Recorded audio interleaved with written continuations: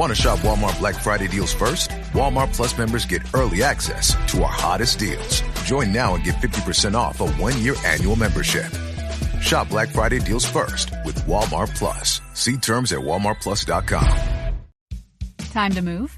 Skip the hassles of selling during the holiday season and sell your home directly to Opendoor. Request an all-cash offer in minutes, close, and get paid in days. You can even pick your close date so you can move after New Year's. Start your move at Opendoor.com or download the Opendoor app.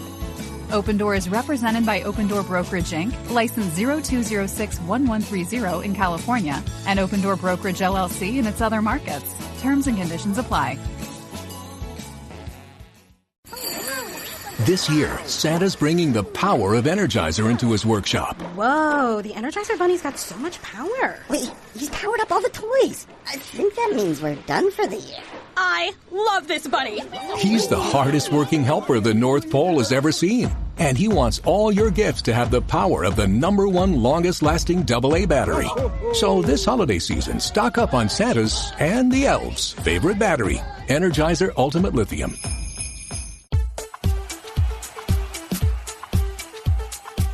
Hello and welcome to 1865, the Nottingham Forest podcast. I'm Steven Toplis. It's Friday, the 22nd of November, and this is Friday 5, where we take a look at the stories that have been making the headlines at the City Ground in the past week. And we're joined this week by the Maradona of the Midlands. Welcome. No, you're welcome, Steven. No. And now it's over to Rich Ferraro on the 1865 news desk for this week's top forest stories. Hello, it's Rich here, sitting in at the 1865 news desk this week with your bulletin for Friday, the 22nd of November 2024. Here are some of the big stories from the City Ground in the last 7 days. Let's start with a summary of the Reds' international call-ups in the recent break. The highest profile caps were Morgan Gibbs-White, who got an assist in a cameo for England against Greece, but did not play against Ireland, and goal machine Chris Wood, who scored 5 times in 2 games against Vanuatu, including a hat-trick against Samoa. Murillo was twice on the bench for Brazil, but without getting on the pitch, and also called up by their countries were Nico Williams, who conceded a questionable penalty, but otherwise had a very good week for Wales, Matt Sells for Belgium, Ola Aina for Nigeria, but not Taiwo Awoniyi, and Ramon Sosa and Nikola Milenkovic representing Paraguay and Serbia respectively. There were under-19 call-ups for England's Zach Abbott and Germany's Eric da Silva Moreira. Forest are massive. Hot on the heels of his call-up by the Seleção, Murillo has been the subject of some paper talk. Depending upon which story you read, the Reds will be willing to accept or reject a bid of £70 million in the January window, with Real Madrid and Liverpool reportedly interested. Reds fans will be hoping that the club will want to keep hold of a prize asset and that the young man will wish to continue his development at the City Ground, especially as he used an infant Reds shirt to announce his wife's pregnancy. Congratulations to Mr. and Mrs. Murillo. Now, obviously, this has been quite the season so far for Forest, despite the recent defeat to Newcastle, and some of the press are speculating just how far the Reds can go. One journalist who's always seemed to have a soft spot for Forest is Henry Winter, who told East Midlands Today that he thinks the Reds could have a good chance of snagging a European spot, although he did seem to base this as much on history as current form.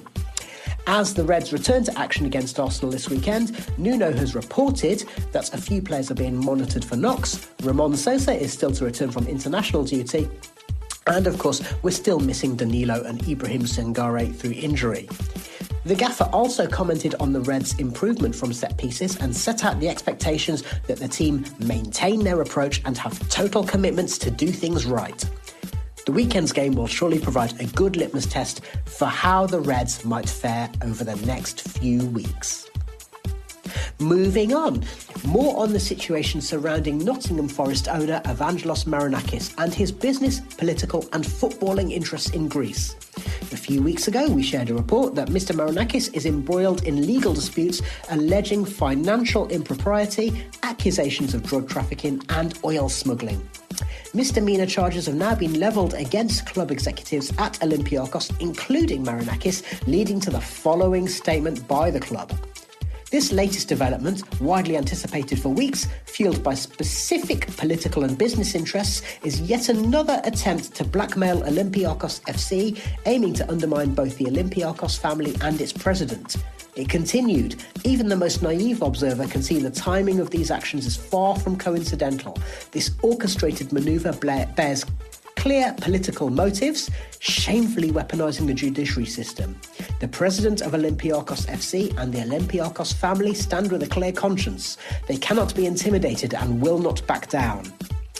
The tone of that statement, if not the details, might feel familiar to Forest fans. And now, last but not least, it was great to see 1865's very own Ellie Mollison in the Nottingham Post recently, showcasing the work being done by Garibaldi Girls as they celebrated clocking up 150 members in just the first couple of weeks since opening up. Ellie said, "You see so many women, whenever they give their opinion on football, just get torn down or have the most horrific abuse targeted their way." And continued, "The main intention and purpose was to create a community of female fans and like-minded fans. Hopefully the power of Garibaldi Girls will create a safe space, be really informative and give you a support system if you don't already have one." Well done to Ellie and the Garibaldi Girls team. Keep up the good work. And for you, fan, if you want to find out more, seek out Garibaldi Girls on Instagram to find out more about membership. So those are your top 5 stories, and this has been Rich Ferraro at the 1865 News Desk. Now it's back to Stephen and Maradona in the studio. Thanks, Rich. So let's take a look at those stories in a bit more depth now. We'll start with our roundup of Forest's international call-ups during the recent break. I think we've established now Forest are massive on a global scale, with numerous players going away on international duty. The most high-profile call-ups or moments of the international break involved Morgan Gibbs-White, who came on for England in the first Nations League fixture of the round against Greece, and he set up the third and final goal in the game in England's 3-0 win. Set the goal up for Curtis Jones with his impudent flick into the bottom corner. Nice to see Morgan involved and getting himself an assist as well.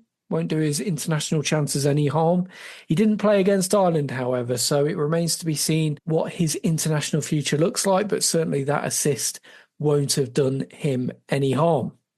Murillo, who we spoke about last week, had been called up for the Brazil squad for their World Cup qualifiers, but he didn't get on the pitch in either of their 2 games. He was on the bench for both. And Chris Wood had a much more productive international break. He scored 5 times in 2 games for New Zealand against Vanuatu and a hat-trick against Samoa.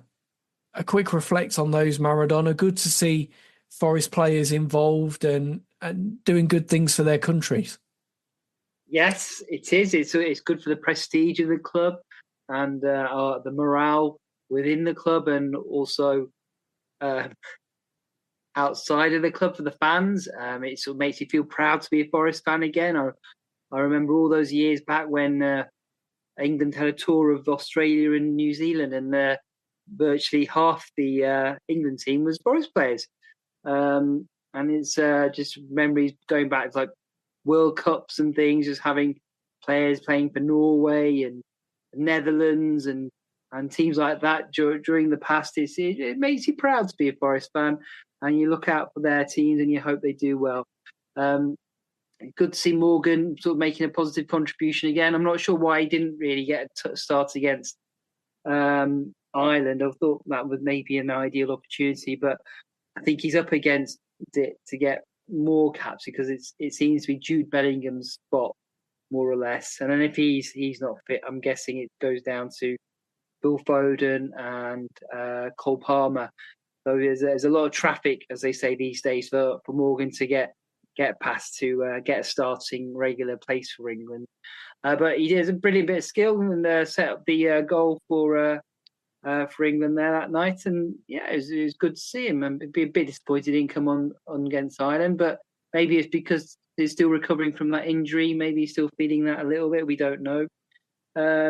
But otherwise, Murillo, it's a pity he went all that way to Brazil and didn't get a game. It's a bit of a waste of time, but maybe it's just the first introduction to the squad, and next time round he'll actually get onto the pitch and start a game. Again, it's like a dream come true having a Brazilian international in a current Brazilian international in the squad. It just seems so implausible, unthinkable. Just even 2 years ago, it would have seemed mad to have things like that happening for Forest, and to have an up and coming player, it's really tremendous.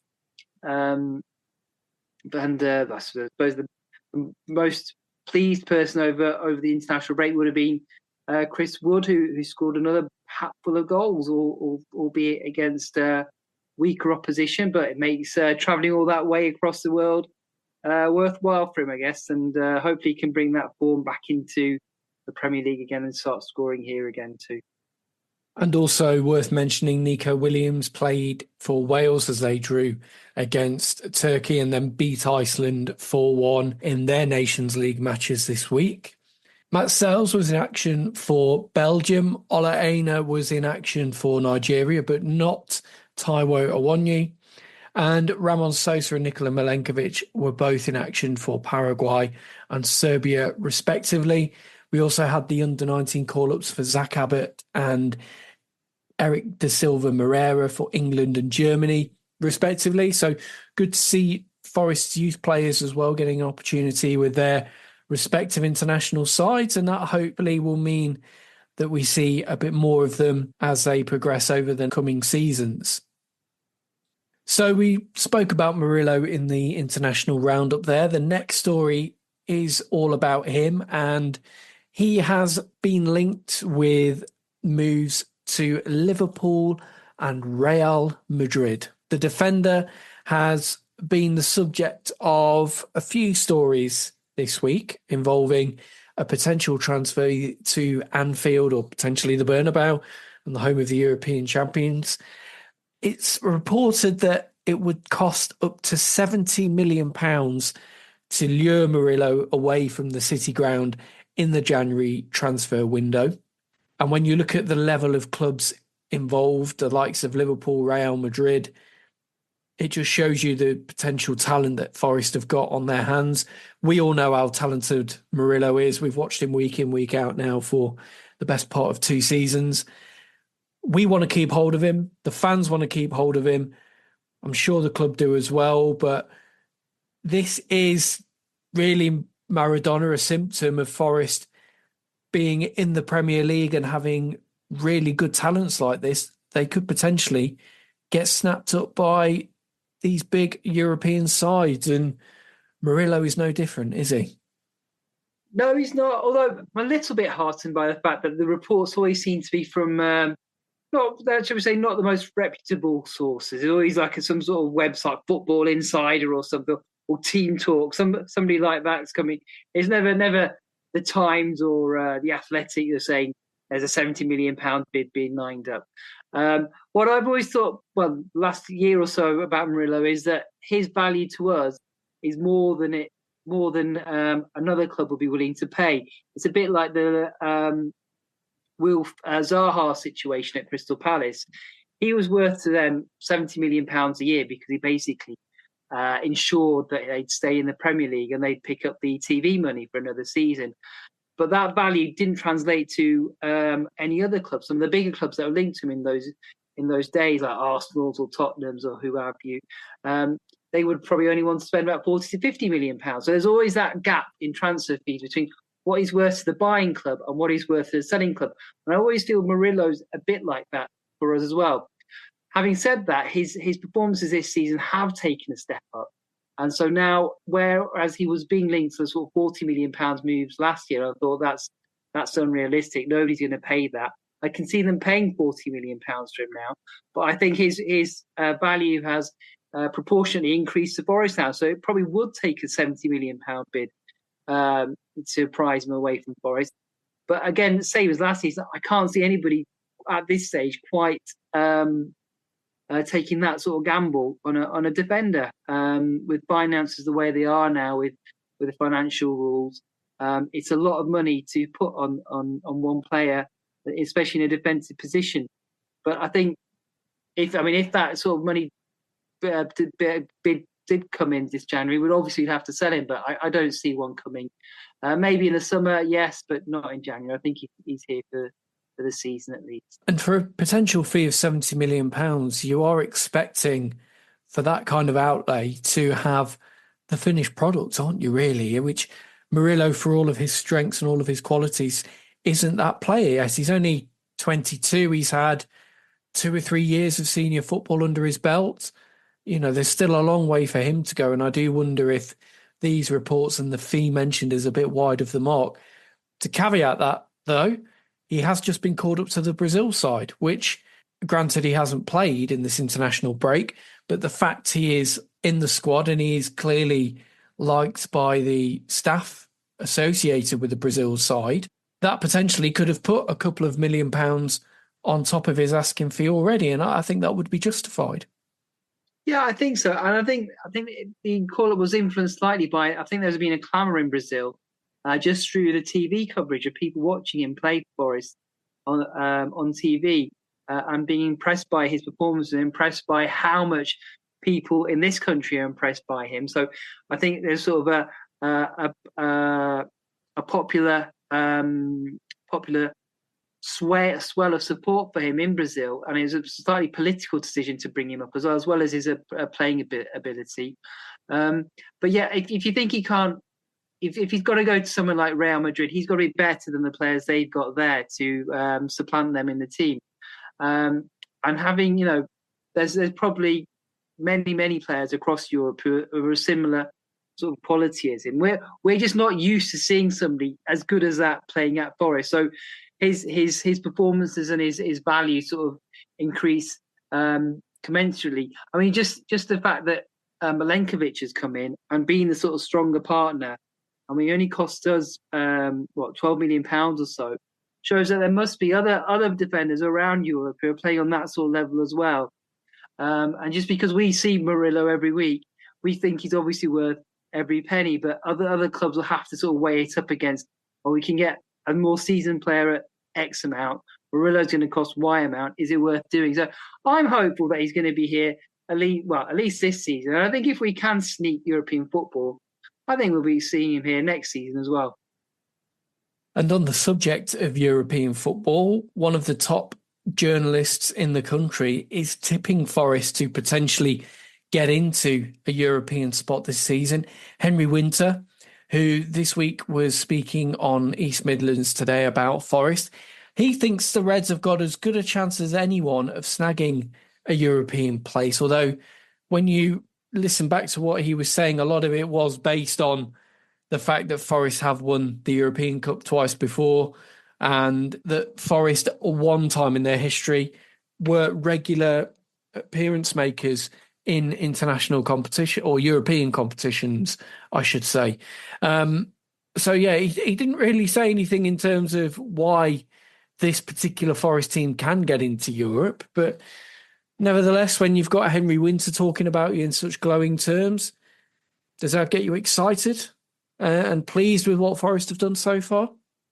Yeah, I mean, you can't help but be impressed with what we've done this season. We've looked to match, but more or less every team, apart from Newcastle in that second half, where they sort of ran away from us a little bit and showed their own class. If you look at the level of investment we've had in the last couple of years, I think we're something like fifth in the table in the Premier League. So logically, we should be challenging for Europe. There's only teams like Man City, Man United, Arsenal, Liverpool who are ahead of us. We've spent a lot of money on players over the last couple of years. So we should be up there. And we've got a strong squad now where we've got sort of at least two players in every position that can come in and swap over without it really weakening us. So there's, I think, as I mentioned on the Football Terrorist podcast at the weekend, I think because we have no European football to contend with, it gives us a big advantage over teams who are playing so maybe Thursday night or in the Champions League, because that becomes a highlight of their week, especially the Champions League teams. And so they're always on a bit of a downer when it comes to the weekend. And we've seen that already in some of the results of the teams and how they've fallen away. So Tottenham, Villa and Chelsea. They've been very up and down. So I think that just gives us a little sneaky chance of claiming one of the European spots. Maybe not necessarily the Champions League, but whatever the other two competitions are called now, Europa League, Europa Conference, whatever. One of those, I'm sure we can brace that without too many problems. Let's wait and see. And Forest are back in action against Arsenal this weekend.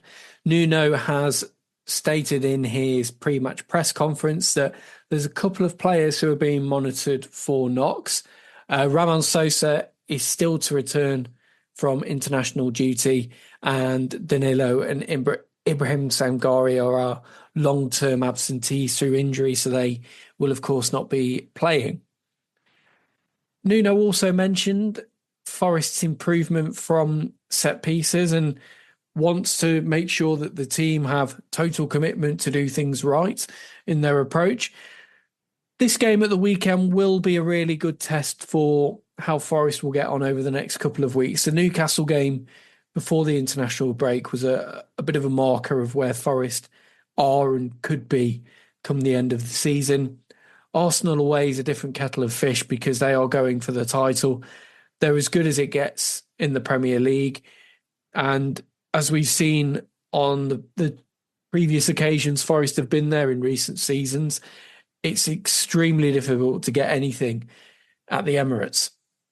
Yeah, I think it is difficult, but and they've done a little bit of a sneaky trick over the international weekend by leaving Declan Rice and Saka out of the England squad. I'm expecting them not to be injured now and to come back fresh and ready to play against Forest, which wasn't very nice of them. It is a tough game, but they've not been playing that well this season. And if we, as I've said many times on the podcast before, if we all do our jobs and work as hard as them, we've always got a chance. I think we're just the work rate against Newcastle dropped off a bit. They had physically a bit more about them that day. And so they were able to stretch their legs away from Forest. But, playing away from home maybe suits us a bit more. We can sit back and just, who knows, on the break we might sneak one or two. They got a bit nervy last season when we came back late in the game and the pace worried them. But maybe why not worry them again this season? I'm sneakily optimistic about it.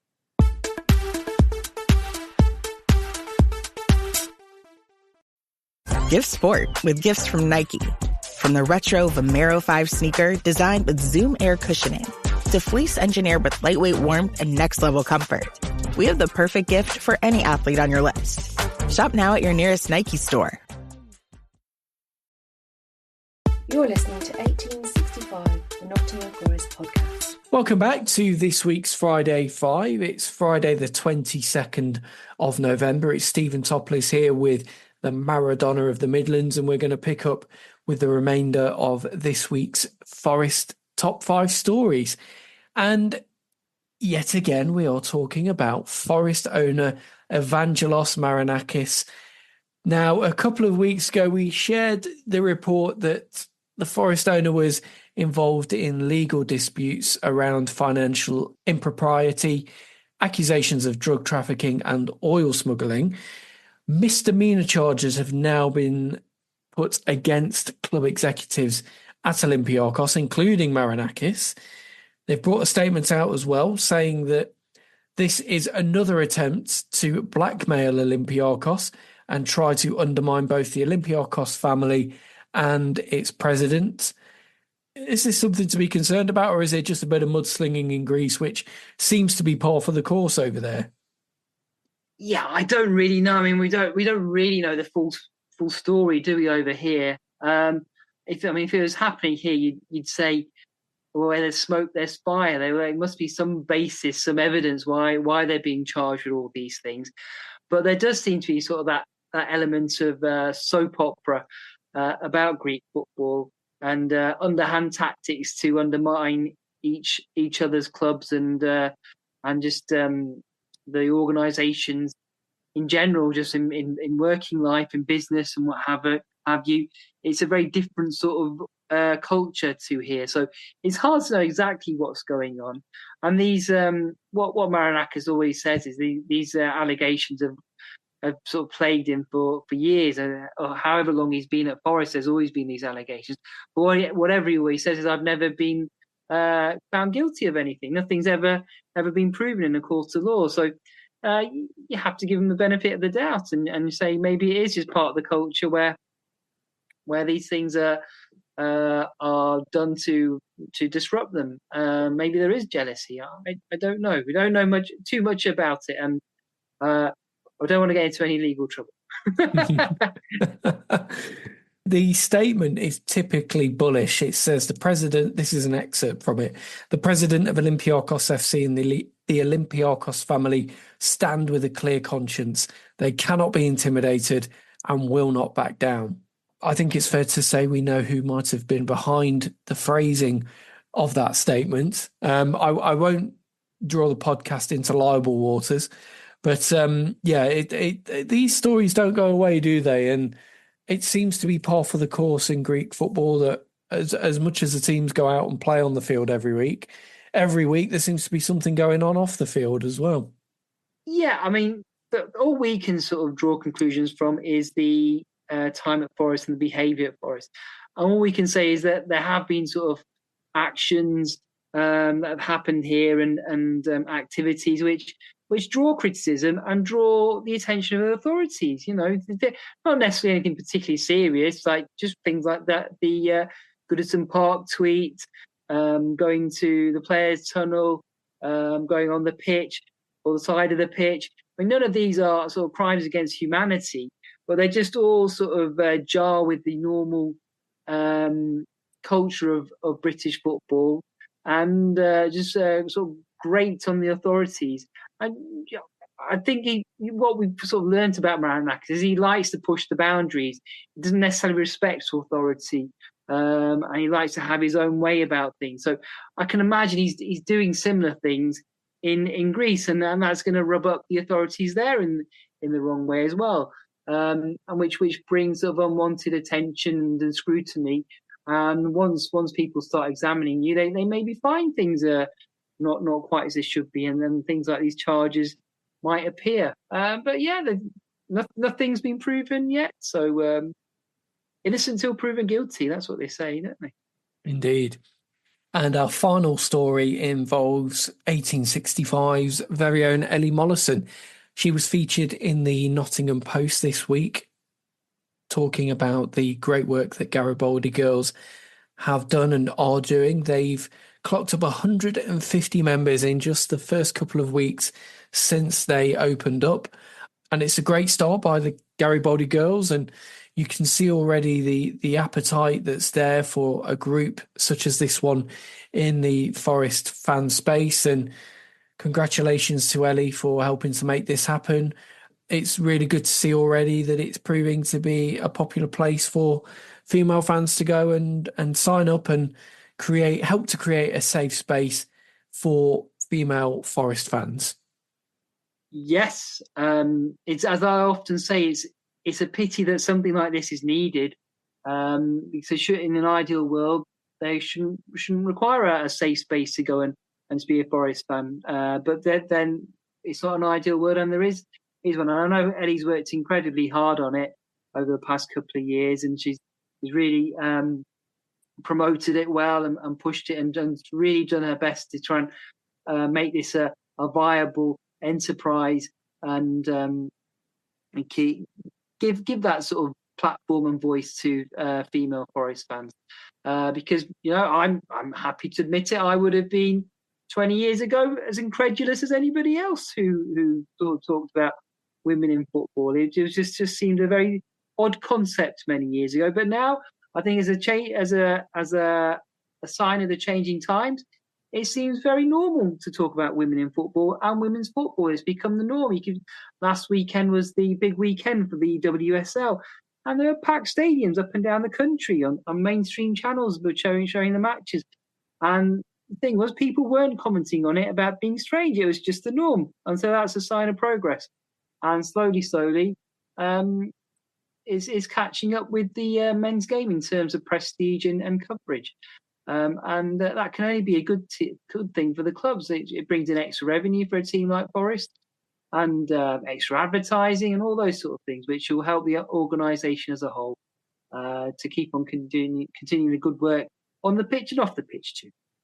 Yes, and well done to Ellie and the Garibaldi Girls team. And don't forget, if you do want to find out more, just search for Garibaldi Girls on Instagram. So that brings us to the end for Friday 5 this week. My thanks to Rich for providing our stories. Thank you to the Maradona of the Midlands for joining me. And thank you for listening. We will be back with you after the weekend with our match report from the Arsenal game. Until then, thanks again for listening and goodbye.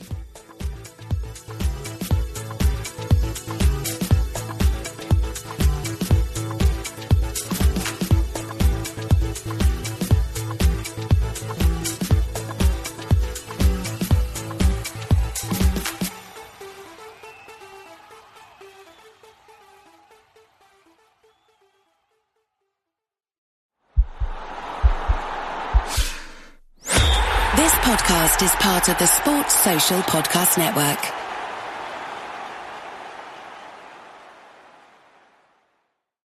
When we started writing our thoughts down on paper, it opened up endless possibilities. Ideas could grow beyond the borders of the mind, and it changed the world. Somewhere along the way, we lost touch with paper, distracted by devices made for every purpose except for thinking and focus. On edge, waiting for the next notification. But what if new technology didn't pull us away from paper, but brought us closer to it? Listen.